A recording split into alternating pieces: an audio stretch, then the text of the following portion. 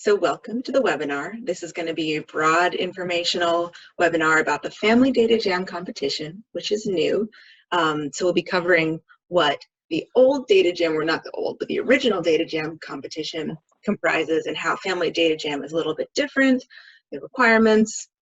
And we're also going to start a little bit by talking about what our individual institutions do. So we're from the Baltimore Ecosystem Study as well as the Kerry Institute, which, as Bess mentioned, the Baltimore Ecosystem Study is a project of Kerry.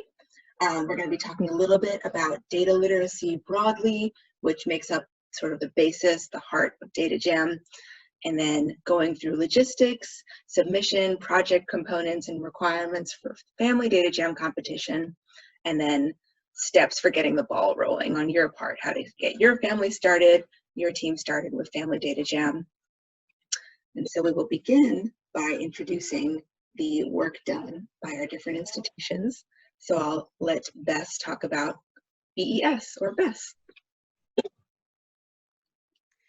Okay, so the Baltimore Ecosystem Study is part of the Long-Term Ecological Research Network, which is funded by the National Science Foundation. And the network has been around for almost 40 years now. And we are one of 2 urban sites in the network. And the goal of this research network is to study long-term ecological processes in unique ecosystems. So this is a map of all of these sites that are in the network, and you can see Baltimore over there as well. The grants are given by the National Science Foundation in 6-year cycles, with the goal that each site will renew after 6 years, because you can't really understand long-term trends in ecosystems without studying them for a long period of time. So there's a lot of organizations involved in the Baltimore Ecosystem Study. Kerry Institute is one of the lead organizations. The Forest Service, UMBC, down here in the Baltimore area is a big partner as well, and the Parks and People Foundation. And we also partner with other local agencies, school systems, watershed associations, and other nonprofits. So what do? Well, we study Baltimore. We study the ecology of the Baltimore region. And we have a team of scientists that are studying all aspects of the ecosystem here. We also do education, and we do a lot of community engagement as well. So what kind of research do we do in BES? These are 3 broad categories that kind of under which there are many smaller research projects that are taking place. So the first one is streams and watersheds. So we're trying to understand how urban streams and urban watersheds are different from their rural or forested counterparts. We also study biodiversity in the city, looking at patches of plants and animals, what kind of ecosystem functions these patches provide, and how those change over time. And then finally, the third thing we look at is people. We're an urban site, so we do study how people influence the environment and how the environment influences decisions that people make. In terms of education, we work with students and teachers. We're very interested in helping teachers and students think about and learn about the local ecosystem by engaging in authentic learning. So hands-on, we do a lot of activities in the schoolyard, and very focused on what's happening in the local environment. All right, thank you, Bess. And so on to the Kerry Institute. We are a multifaceted institute. We do research, education, as well as engagement. We have a whole series of trails on the property in Millbrook that are really popular for visitors. And so it's really, it's an institution that works very closely with local residents. In terms of our ecology research, Kerry Institute scientists study the ecology of infectious diseases, very timely at this moment. Freshwater ecology, so streams and lakes, and both the local and global scale. We also look at forest ecology, especially managing forests in the face of new and evolving anthropogenic threats, so invasive species, climate change, emissions, etc. And then we also look at the urban side of ecology. So how do we manage cities sustainably? We have scientists looking at green infrastructure. So it's very multifaceted, and we take a very holistic approach to the study of ecology. There's also a lot of education programming that is done at Cary, which is really my department.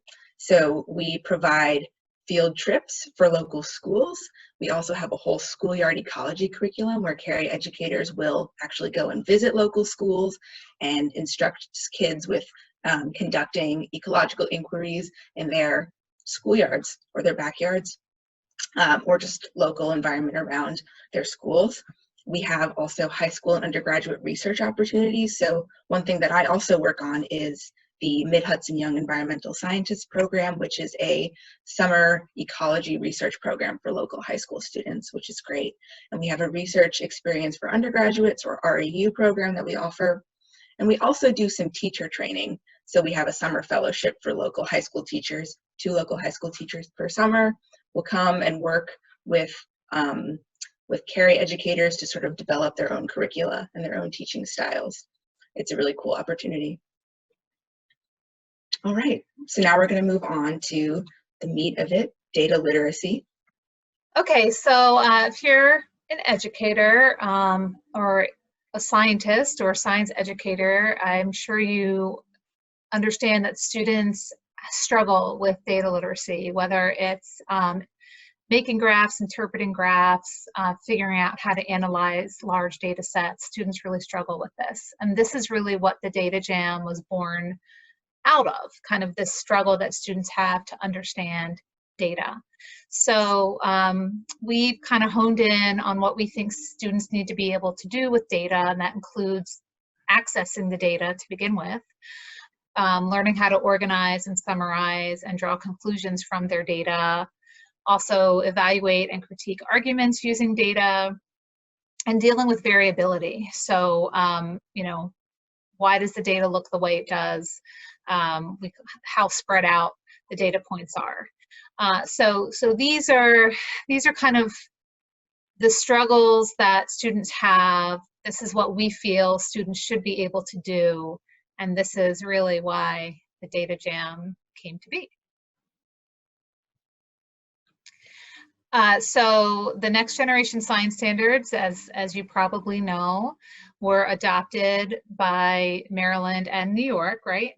A number of years ago already. Definitely New York? Yeah.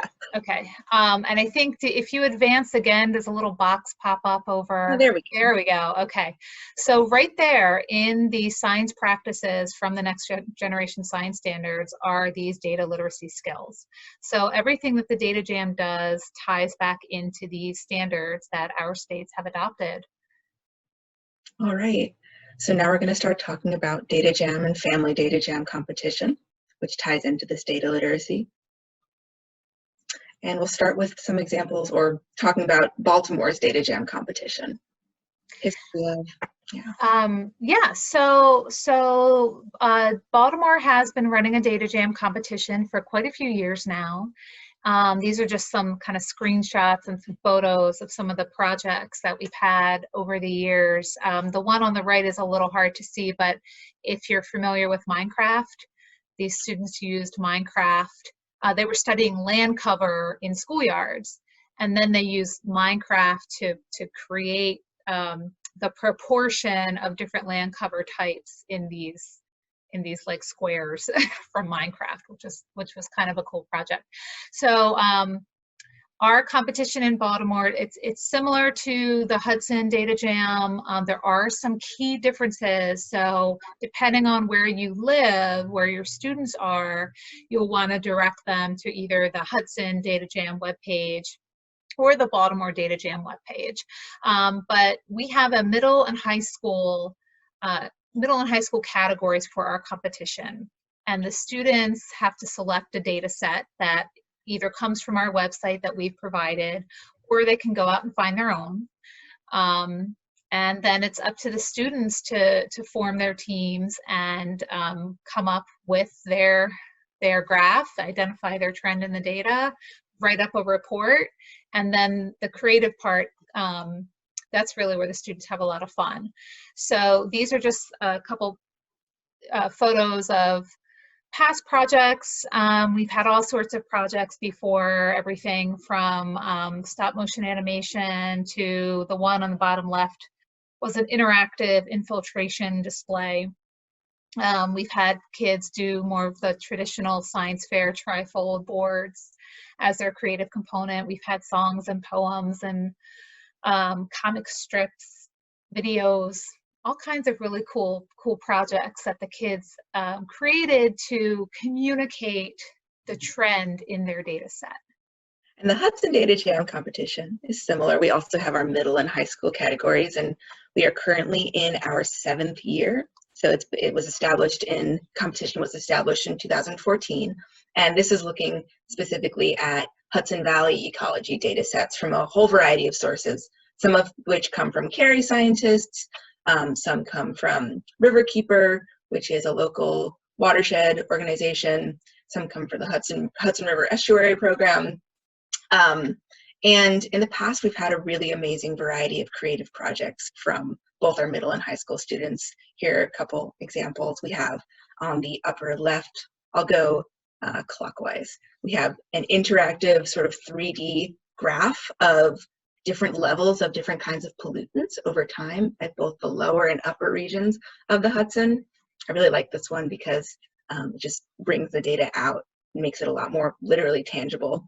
We have murals that students have made representing fish diversity at different regions of the Hudson. We have a children's book, an illustrated children's book about aquatic vegetation at different areas in the Hudson River estuary.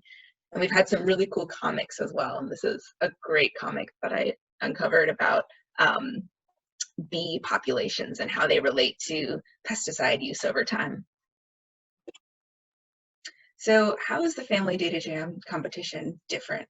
Well, Data Jam is a student and sort of more of a school-centered competition. I mean, we have also had homeschool students participate, but it's geared only towards middle and high school students, whereas the Family Data Jam competition allows students of all ages to participate, and it's more family-oriented. So we don't have the requirement of a full-length report, which is what our original Data Jam competition required, with multiple graphs and sort of in-depth statistical analyses and explanations of data trends.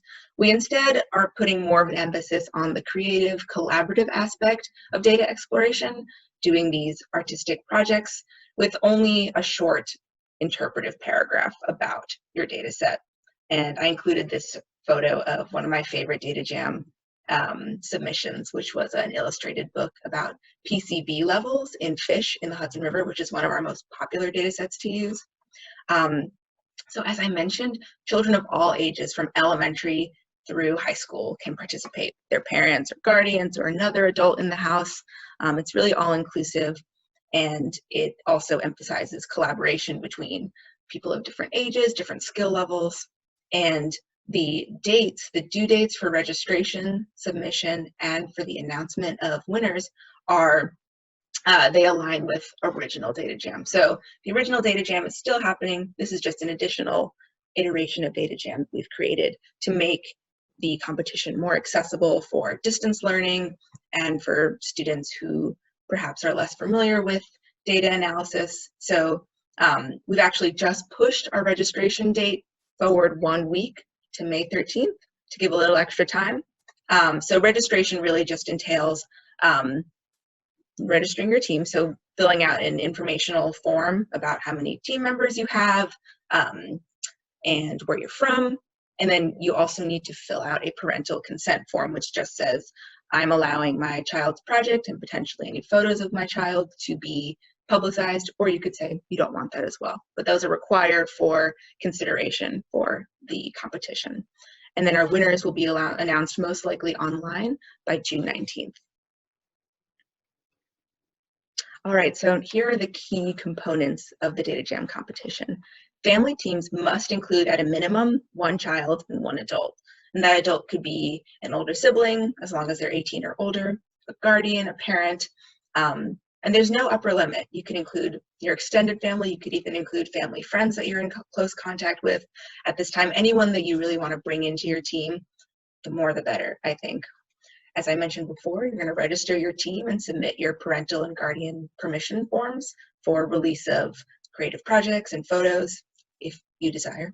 And then the next step would be to select the data set that you want to look at for your project. So if you're focused on the Hudson, you would go to the Kerry Institute website and look at our trove of data sets. Or if you were based in Baltimore or Maryland, you would look at Baltimore Ecosystem Studies set of data sets. And you can also, as Beth mentioned, find your own data set, but it must be local. So if you're based in Philadelphia, for instance, you could look at a Philadelphia Ecology data set. You would want to make sure that it's from a reputable source, but definitely feel free to look for your own data.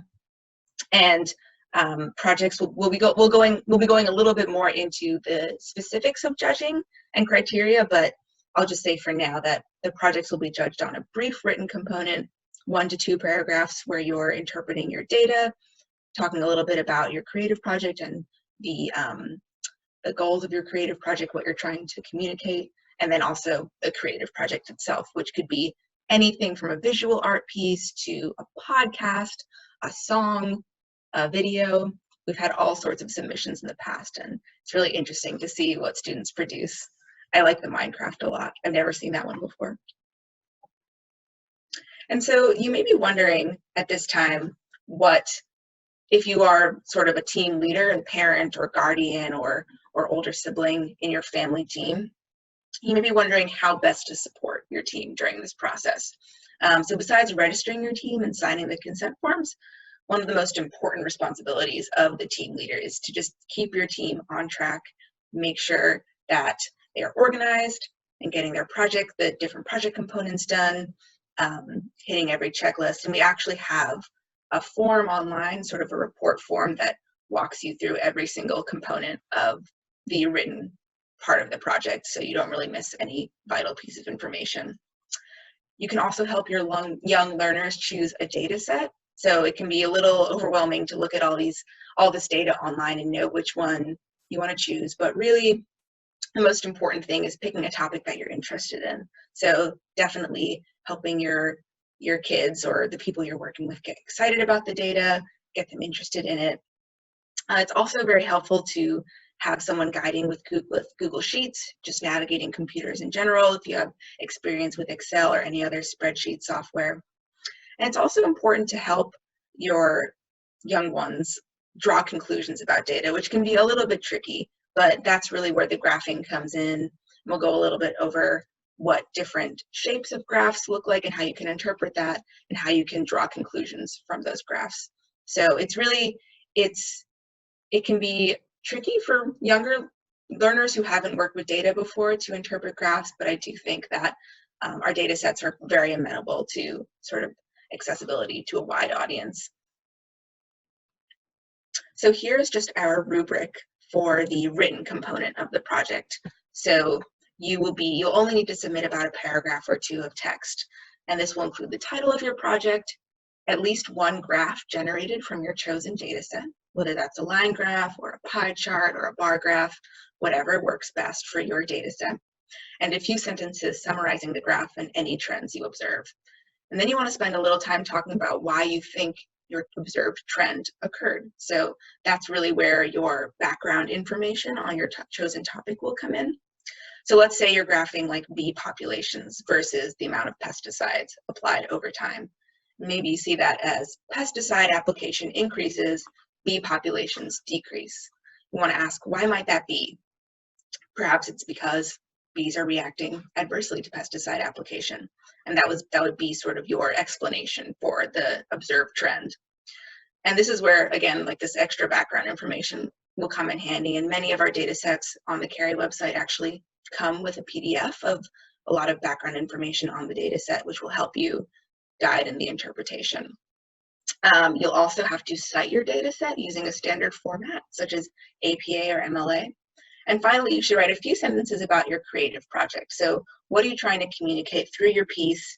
Who's the intended audience? Is that young children for a picture book, for instance, teenagers for a video or a Minecraft video game? And how did you design your piece to be effective for your target audience? And with that, I will pass it over to Bess, who will talk about data selection for a bit. Okay, so the data selection is probably the most important thing you're going to do. As India said, you really want to pick a data set that you find interesting. That's kind of number one, but also you want a data set that is manageable. So if you pick a data set that's really large, just recognize that that's going to be harder to analyze. And in terms of, so if you are outside of the Baltimore region or the Hudson Valley region, so we do have somebody on this call that is, ideally you would select a data set that could be compared to a similar data set in one of these other two regions, either Baltimore or New York. So just kind of keep that in mind if you are from outside of one of these regions. We also want to see that the data is displayed correctly in a graph that you've created, and that it's the right kind of graph for your data set. And then the interpretation of the graph, India touched on that a little bit. And perhaps one of the biggest mistakes students have made over the years is not selecting an effective, creative communication, a way to communicate the trends in their data. So we have seen very often students get a data set, they do this great interpretation of the graph, and let's say that their data set is on salinity levels in Baltimore streams. And then they get to the creative piece, and the creative piece is all about keeping trash out of the waterways. I have seen that many, many times where we have a great report, great data interpretation, but the creative piece does not address the trend in the data. So just, make sure you stay focused on what that trend is and how you can communicate that trend. This is just an example. If you navigate to the Baltimore Ecosystem Study webpage, you'll see on the right-hand side here, we have our data sets separated out by middle and high school. So if you're competing as part of the Family Data Jam, you could select one of these data sets.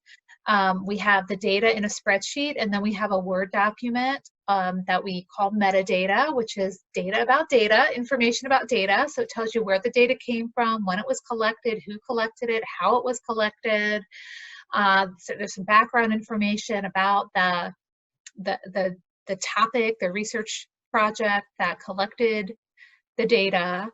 So make sure you take a look at the metadata as well as your data set. And then this is just an image of one of our data sets, which is pretty cool. It's showing about 10 years worth of data in 3 stream locations in Baltimore, looking at nitrate levels. And it's just really clear to see that the agricultural stream has the highest levels of nitrate, which you might imagine to be the case given the fertilizer that's applied to agricultural fields, followed by the suburban, where people are putting down fertilizer on their lawns. And then we have a forested site, which, as you might imagine, has very low levels of nitrate. So this is just an example of one of the data sets you can find on our site. I wanted to show this site as well. This is called the Baltimore Neighborhood Indicators Alliance, and they are a group out of University of Baltimore that has compiled publicly accessible data into this site that is easily accessible for communities and individuals. And it is a great source of data that you can access on your own. If maybe you're more interested in kind of a social ecological data set, this is a great place to go and incorporate census data.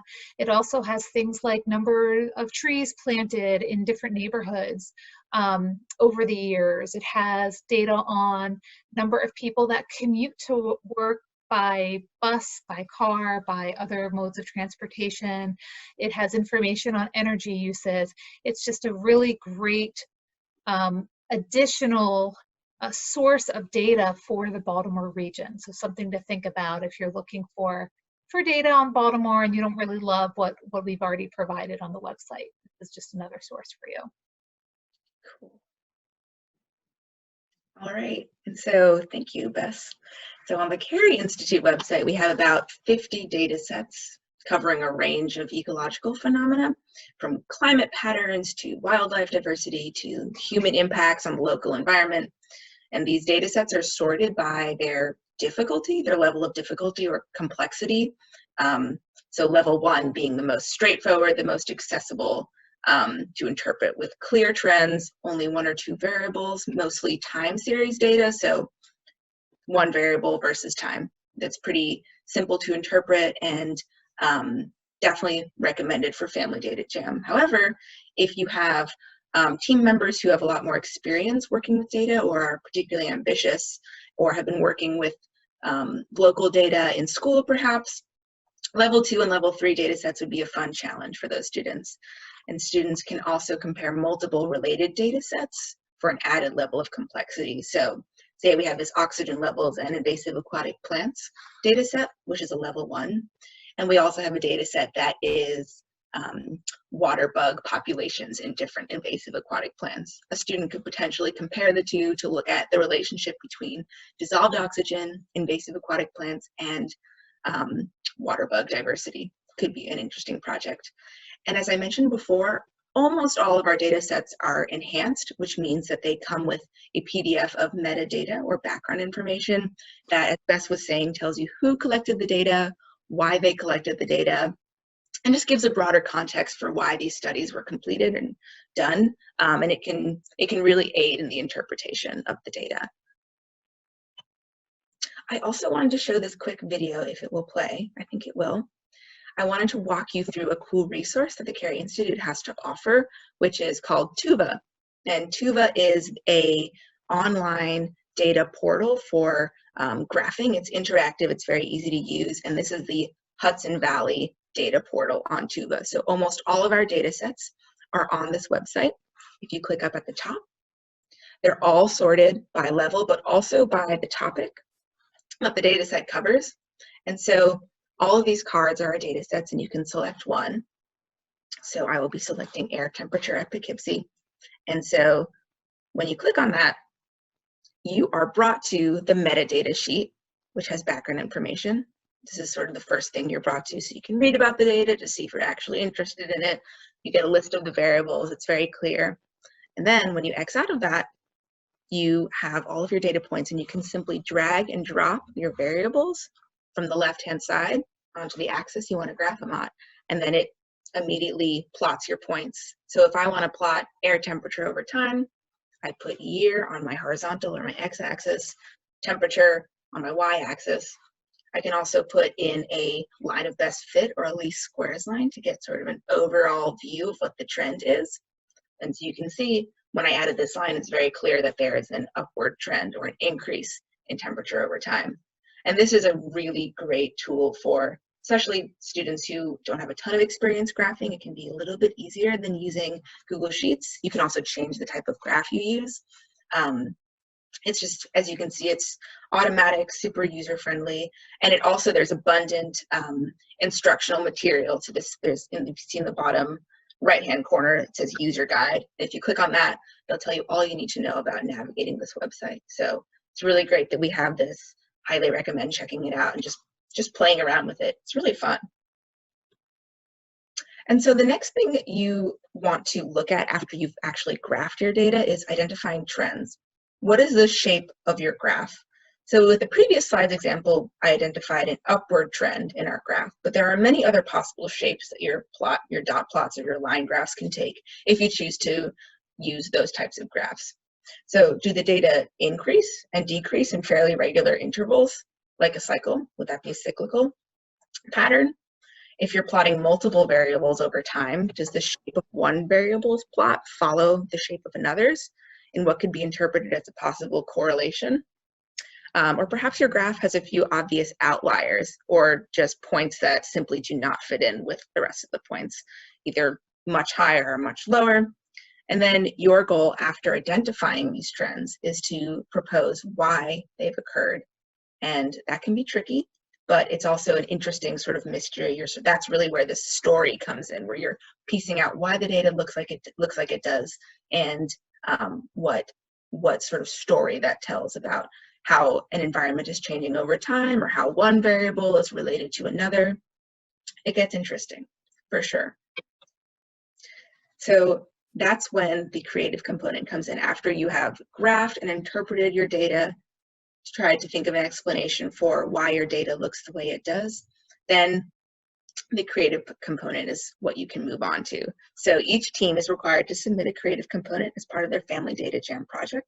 And here are a couple Baltimore examples, and Bess might be better at explaining what they're representing, but these are some nice physical models. Yeah, so I'll just comment again. I mentioned this a few minutes ago, but the biggest issue we've had over the years with creative projects is they do not directly address the trend in their data. So, for instance, the image on the right, these are infiltration tubes that are filled with different kinds of material that slow the how quickly water poured through the tube falls out the bottom. And it's a great, fun model. We had a lot of fun playing around with it, but it didn't quite address the data, the trend in the data that they had found with their infiltration data set that they had. So we could play around with it, but we didn't really know kind of what, like I could tell, okay, the playing field had really low infiltration, and the mulched area had higher infiltration, but I didn't know kind of where these locations were. I didn't know what the rate of change was, or the rate of infiltration was for these different sites. It didn't really identify how many different sites they had data for, so there was quite a bit missing linking this model to the actual trend in the data that they were working with. The middle one, again, a similar thing. They put together this really cool stream table, which was really fun to play with, but it didn't directly address the data set that they were using. The one all the way to the left, these surface dioramas did a little bit of a better job. Although again, you know, it was a great visual tool, kind of looking at these dioramas to understand what the different surface types were that were in their data set, but it didn't really tell us much about the trend, or you know, what they found in their data that they were trying to kind of communicate to us. So I put these in here as cautionary examples, that they're really fun and the kids had a great time making them, and we had a great time playing around with them, but they don't directly address the trend in the data. I just wanted to quickly walk through the rubric for the Family Data Jam creative component part. So every aspect that is listed is weighted in the same way. So we're looking for creativity, so how innovative the project is and how interesting the interpretation is and the use of materials. Project quality, so more of the execution. Is it neat? Are the materials used skillfully and effectively? And is it an engaging and appealing project? And so the next point, data incorporation and then effectiveness, are really what Bess was talking about, where a lot of students struggle with, are students actually incorporating their data sets and the data trends that they observed into their projects? Are the data accurately and clearly portrayed? Can we tell that there's been a data study, or is it more of a, you know, an activism statement, like keeping trash off of the sidewalks? And then the effectiveness. So So part of that written component addresses the target audience for your project and what you intend to communicate to your audience. So does the project meet that stated goal? And was it appropriately pitched for the stated audience? And most importantly, is the data set and data trend communicated clearly and effectively? So these are just some examples. Like I said before, we get all kinds of creative projects in, videos, poems, song, lyrics, I mean, all kinds of things over the years. I think there's a picture at the very end. That's one of my favorite projects ever that I'll talk about when we get to it. But so in the mosquito example, if you read through, you can kind of figure out that during certain parts of the year, under certain habitats, you get more mosquitoes than other parts of the year.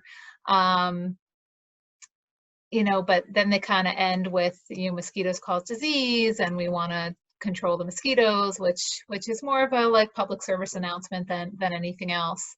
And then we get a number of videos. And I have to say, the videos over the years, they have scored the highest.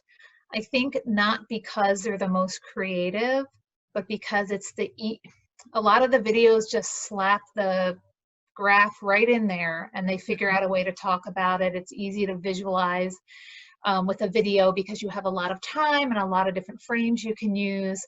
I don't love videos. I don't think they're the most creative, but it is easier to incorporate the data in something like a video.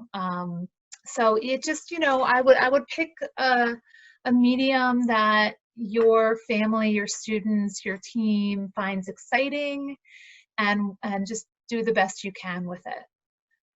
Right. So here are a couple examples from Kerry past Hudson Data Jam competitions. So this is a very straightforward, the graph is literally what the project is, but it's embellished with illustrations that sort of give a little bit of background on the data. So this team used the data set historic pollution and human impacts over time at the lower and mid versus upper Hudson regions. So what the illustrations were attempting to show on these graphs, which was total phosphorus versus total nitrogen, the correlation between the two. The lower and mid Hudson has this illustration of traffic and water treatment facilities that are the main causes of pollution in the New York City area, the mid Hudson area. In the upper Hudson area, the pollution is more attributed to industrial waste, and that's what this rightmost graph is trying to show. So I like this because it's very clear, and I think that the illustrations do a good job sort of contextualizing the data. I think that it's a fairly safe choice, but I like it. I think it's effective. Some students choose to do, this is actually the only time I've seen this, but I really like this kind of project. This is an informational pamphlet about Lyme disease prevalence, which I think was a very clever way to incorporate our data set on tick populations and Lyme disease prevalence in the Northeast. So as you can see, this team literally put their graph right in there, but it makes sense. It's not sort of awkwardly placed in. It works with the concept of the project as this informational pamphlet, which is not, strictly a visual or an artistic piece, but it does incorporate design elements. There are infographics. There's definitely a visual and aesthetic, slant to this that I think makes it a good data jam project and very effective. And it also, as I mentioned, just happens to be a data set that is amenable to this type of representation. It's a humanistic one. I really like this one. And this is also one of my favorite submissions. This is a really nice illustration of the impact of zebra mussels on Hudson River estuary ecosystems. So in only a very short period of time, this 5-year period from 1990 to 1994, this student very effectively, using color, using sort of anthropomorphized oysters and other creatures, as well as text, illustrates this drastic change in the ecosystem from a balanced, harmonious ecosystem to an ecosystem that's been invaded by zebra mussels and totally decimated. So I think this is a great use of materials. I think that it's very clear. And I think that the student was also very circumspect about how much data to use in their project. They didn't attempt to use the entire record of zebra mussel populations, which spans from 1983, I think, to 2010. They chose 2 years to represent a big shift. So I think this was a really well done project. And so, Bess, would you like to talk a little bit about submitting our project? So the submissions will all be done online. We will set up Google Drive folders for all the different teams that they can access to put their projects into. Unfortunately, given the circumstances this year, we will not be able to view like physical models or other artistic pieces in person, which is a bummer. But we do ask that if your students are submitting that kind of project, to either take a video of it or take a lot of really good photos at different angles and upload those to your folder so we can view them. The final projects are due at the end of May, and that'll give us about 3 weeks to judge them. So the projects are typically judged by at least 3 people, and we have a variety of educators, scientists, artists that judge the projects using the rubrics that we showed you earlier in the presentation. This is the project I was talking about. It's one of my favorites. She and her teammate decided to use a data set on vacant houses in Baltimore City. And the year they chose, there were 17,000 vacant row houses in the city, and so they attached 17,000 Cheerios to their row house that they built to create a really effective visual display. And no, they didn't count 17,000 Cheerios. They did it by weight, which I thought was clever, a good shortcut. But it's just a really nice visual representation of just how big of a number 17,000 is. So I like this one a lot. If you get on the day you're going to submit, if you have trouble uploading, just contact us and we'll figure out a way to get your projects or to help you get things into the folders. We don't want any late projects, so please try to get them in on time. Right. And so we usually at Kerry Institute for Hudson Data Jam have an expo, an award ceremony, but we're not sure if we'll be able to host this year due to COVID restrictions, so just putting that out there as well. But there will be a special prize to be determined for our family team, our top family project, so definitely a great incentive, and we'll be announcing winners online most likely this year, and you know, still including a slideshow for everyone to see of winning projects, so it'll still be a joyous and inspiring event. So the next steps for Data Jam are checking out our websites, and we can send out an email with some links to our dataset pages and to the Tuba portal as well to the participants in this webinar. And so it'll be checking out our datasets, exploring them, finding one that you're interested in, getting your family team and family members excited about doing Data Jam, showing them the cool datasets that you find and showing them some examples of projects. That we have a great project gallery on the Kerry Institute website, and there's also past projects on the Baltimore site as well, and which you can look at for inspiration. And then the most important thing, if you're looking to participate, is to register your team. The earlier the better. It's non-binding, so you can still, if you decide you don't have time to do Data Jam, you can still back out and it doesn't have any bearing.